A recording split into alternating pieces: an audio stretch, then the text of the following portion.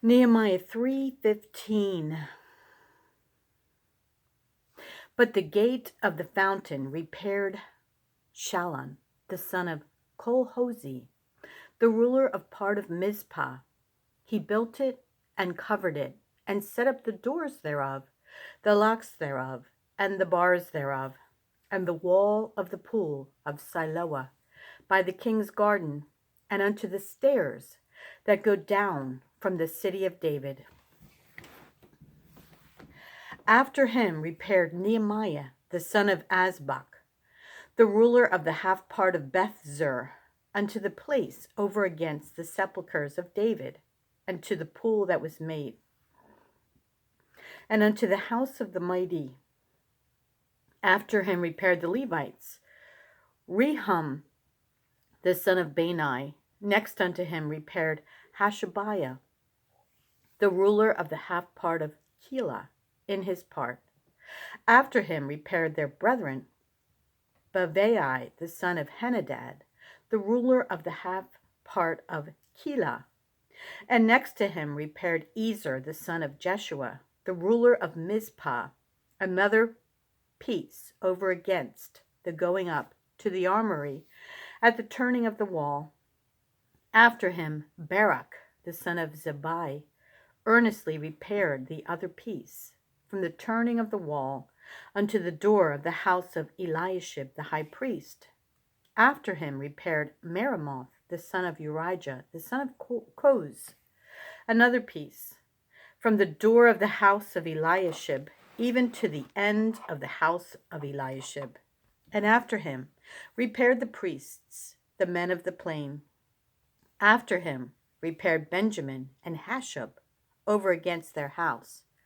After him repaired Azariah, the son of Maaseiah, the son of Ananiah, by his house. After him repaired Binnui, the son of Henadad, another piece, from the house of Azariah unto the turning of the wall, even unto the corner. Paulau, the son of Uzai, over against the turning of the wall, and the tower which lieth out from the king's high house, that was by the court of the prison. After him Pedaiah, the son of Parosh. Moreover, the Nethinims dwelt in Ophel, unto the place over against the water gate, toward the east, and the tower that lieth out. After them the Tekoites repaired another piece, over against the great tower that lieth out, even unto the wall of Ophel. From above the horse gate repaired the priests, every one over against his house.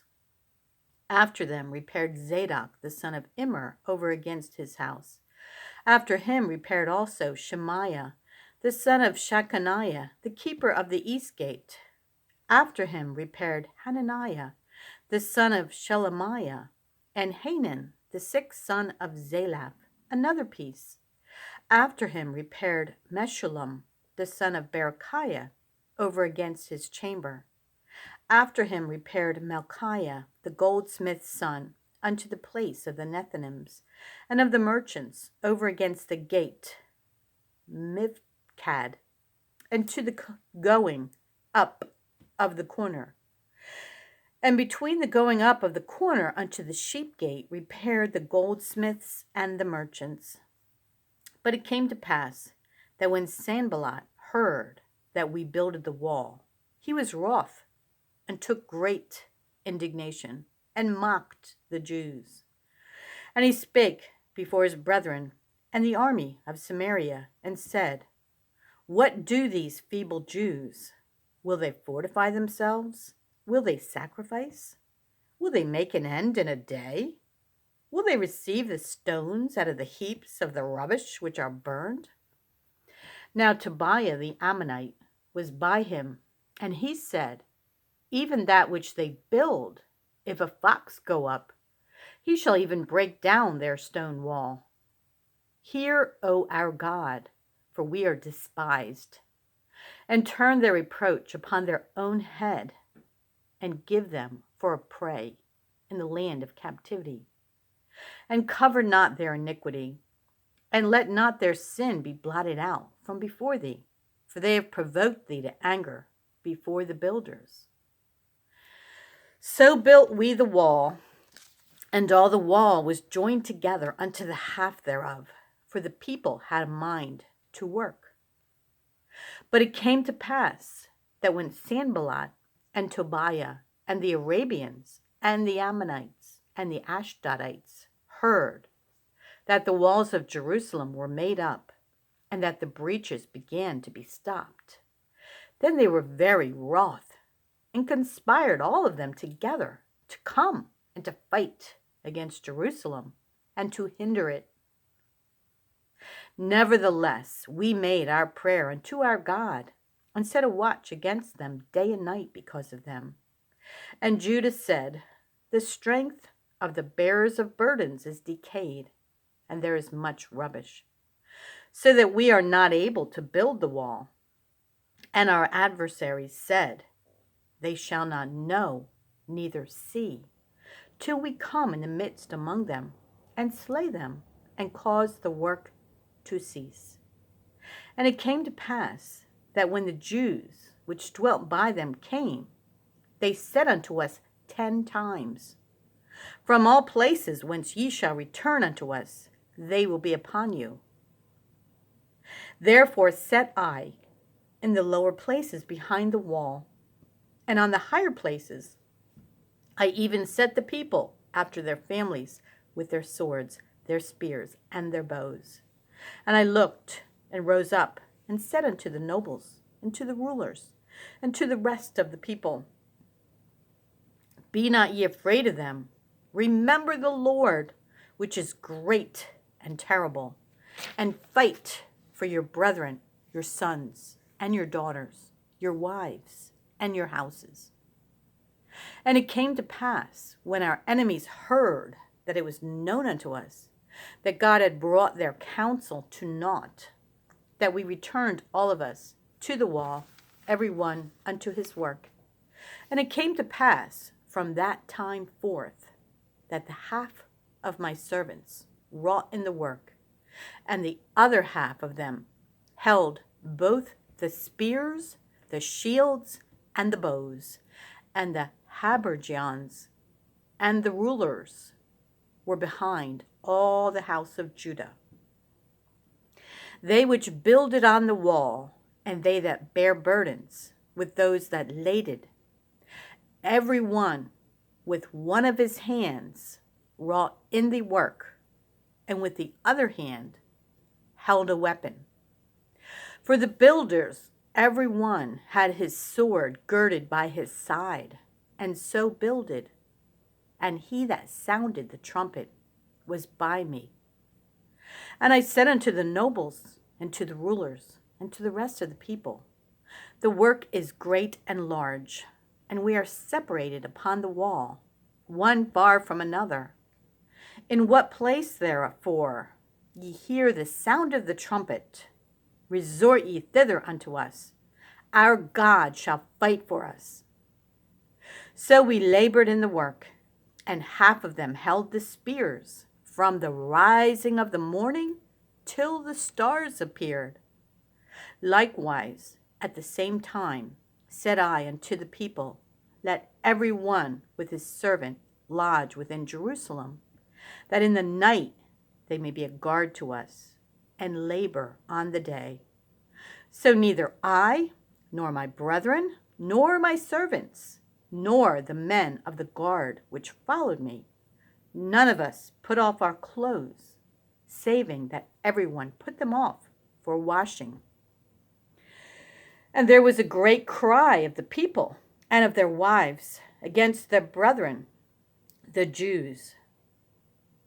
For there were that said, we, our sons and our daughters, are many. Therefore we take up corn for them, that we may eat and live.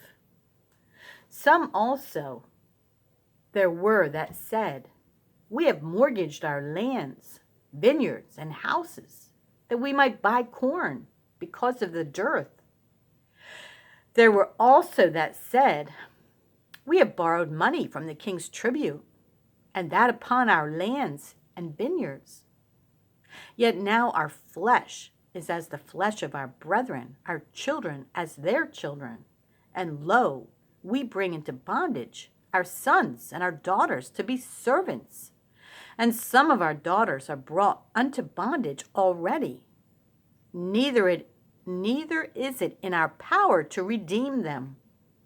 For other men have our lands and vineyards.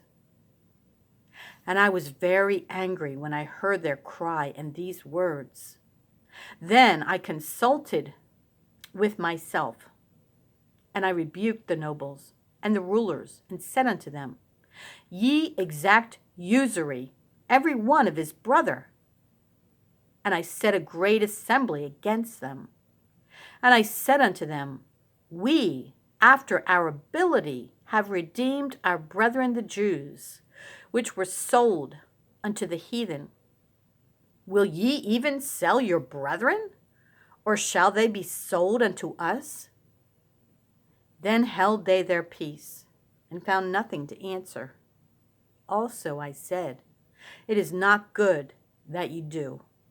Ought ye not to walk in the fear of our God, because of the reproach of the heathen, our enemies? I likewise, and my brethren, and my servants, might exact of them money and corn. I pray you, let us leave off this usury. Restore, I pray you, to them, even this day, their lands, their vineyards, their oliveyards, and their houses. Also, the 100th part of the money, and of the corn, the wine, and the oil, that ye exact of them. Then said they, We will restore them, and will require nothing of them. So will we do as thou sayest. Then I called the priests, and took an oath of them, that they should do according to this promise. Also I shook my lap, and said, So God shake out every man from his house and from his labor, that performeth not this promise. Even thus shall ye be shaken out. Even thus shall he be shaken out and emptied. And all the congregation said, Amen, and praised the Lord. And the people did according to this promise.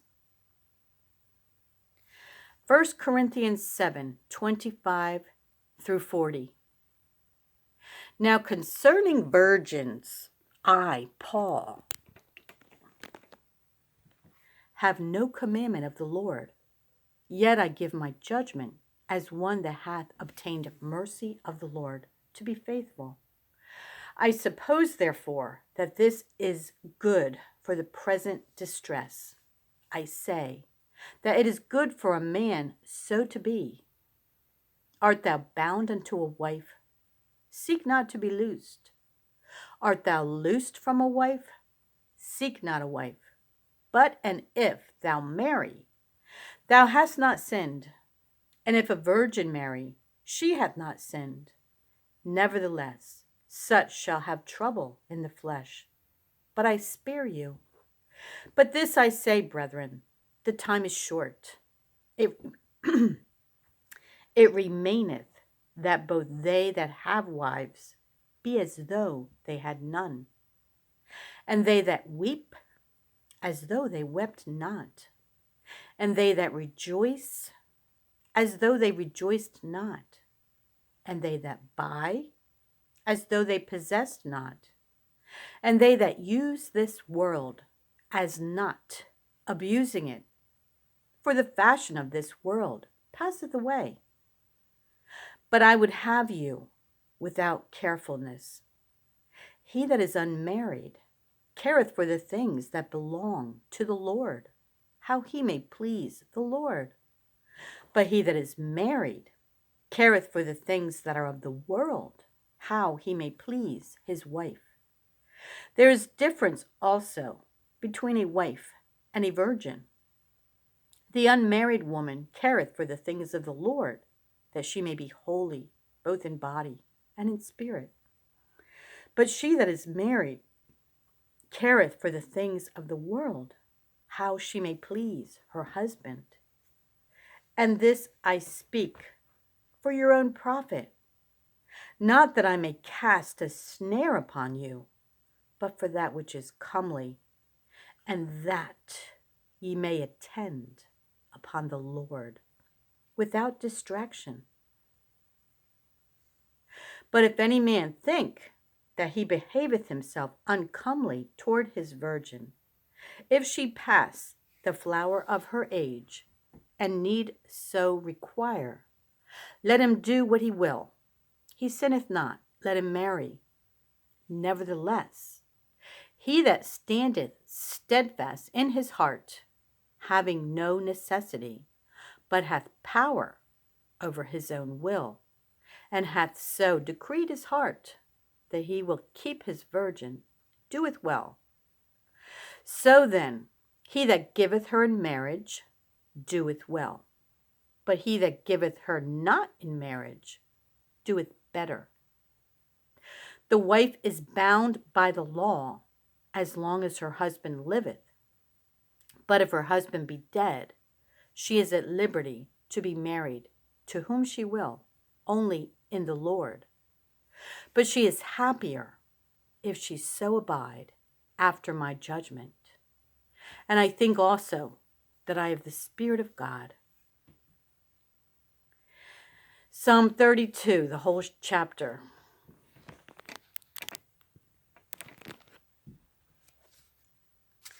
Blessed is he whose transgression is forgiven, whose sin is covered. Blessed is the man unto whom the Lord imputeth not iniquity, and in whose spirit there is no guile. When I kept silence, my bones waxed old through my roaring all the day long. For day and night thy hand was heavy upon me. My moisture is turned into the drought of summer, Selah. I acknowledged my sin unto thee, and mine iniquity have I not hid. I said, I will confess my transgressions unto the Lord, and thou forgavest the iniquity of my sin, Selah. For this shall every one that is godly pray unto thee in a time when thou mayest be found. Surely in the floods of great waters they shall not come nigh unto him. Thou art my hiding place. Thou shalt preserve me from trouble. Thou shalt compass me about with songs of deliverance, Selah. I will instruct thee and teach thee in the way which thou shalt go. I will guide thee with mine eye. Be ye not as the horse or as the mule, which have no understanding, whose mouth must be held in with bit and bridle, lest they come near unto thee. Many sorrows shall be to the wicked, but he that trusteth in the Lord, mercy shall compass him about. Be glad in the Lord, and rejoice, ye righteous, and shout for joy, all ye that are upright in heart. Proverbs 21, 5 through 7. The thoughts of the diligent tend only to plenteousness, but of everyone that is hasty, only to want. The getting of treasures by a lying tongue is a vanity tossed to and fro of them that seek death. The robbery of the wicked shall destroy them, because they refuse to do judgment.